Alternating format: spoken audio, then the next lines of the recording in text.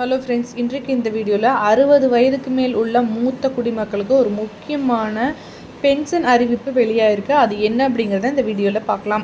ஓய்வு பெற்ற பிறகு வயதான காலத்தில் பண ரீதியாக யாருடைய தயவையும் எதிர்பார்க்காமல் தங்களின் அன்றாட செலவுகளை தாங்களே சுயமாக நிர்வகித்து கொள்ள வேண்டும் என்பது பல மூத்த குடிமக்களின் கனவாக உள்ளது. இந்த கனவை நனவாக்கும் வகையில் மத்திய அரசு ஆயுள் காப்பீட்டுக் கழகத்துடன் இணைந்து செயல்படுத்தி வரும் ஒரு சிறப்பான ஓய்வூதிய திட்டம்தான் வரிஷ்தா பென்ஷன் பீமா யோஜனா. கடந்த 2015ஆம் ஆண்டு தொடங்கப்பட்ட இந்த திட்டம் மூத்த குடிமக்களுக்கு நிலையான மற்றும் உத்தரவாதமான வருமானத்தை வழங்குவதையே நோக்கமாக கொண்டுள்ளது. 60 வயதுக்கு மேற்பட்ட மூத்த குடிமக்களுக்காக பிரத்யேகமாக வடிவமைக்கப்பட்ட இந்த திட்டத்தில் ஒரு முறை முதலீடு செய்வதன் மூலம் வாழ்நாள் முழுவதும் பென்ஷன் பெற முடியும். VPBY திட்டத்தில் செய்யப்படும் முதலீட்டுக்கு ஆண்டுக்கு 8% வட்டி கிடைக்கும். இந்த வட்டி வீதம் பாலிசி காலம் முழுவதும், அதாவது 15 ஆண்டுகள் நிச்சயம் வழங்கப்படும். இது மற்ற பல மூத்த குடிமக்கள் சேமிப்பு திட்டங்களை விட அதிக நன்மை கொண்டதாக கருதப்படுகிறது. முதலீட்டாளர்கள் தங்களின் வசதிக்கேற்ப மாதாந்திர, காலாண்டு, அரையாண்டு அல்லது வருடாந்திர பென்ஷன் பெறும் முறையை தேர்வு செய்து கொள்ளலாம்.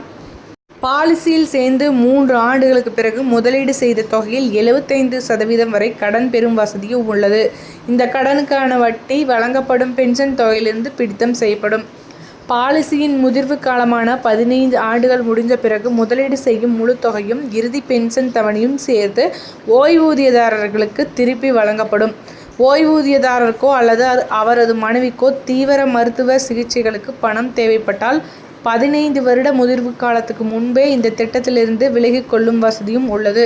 அவ்வாறு விலகும் போது முதலீட்டு தொகையில் 98% திருப்பி தரப்படும். பாலிசி காலத்தில் ஓய்வூதியதாரர் இறந்துவிட்டால் அவர் முதலீடு செய்த முழு தொகையும் அவரது நாமினி அல்லது சட்டப்பூர்வ வாரிசுகளுக்கு வழங்கப்படும்.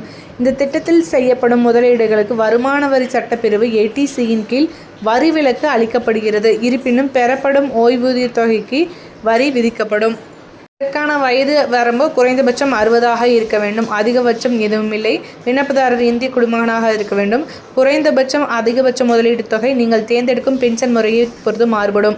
உதாரணமாக, மாதாந்திர பென்ஷன் தொகையாக குறைந்தபட்சம் 63,960 முதலீடு செய்ய வேண்டும். அதிகபட்சமாக 7 லட்சம் வரை முதலீடு செய்யலாம். இதுக்கு LICயில் போய் அப்ளை பண்ணிக்கலாம். அங்கே கேட்டிங்களே, அதுக்கான டீட்டெயில்ஸும் சொல்லுவாங்க.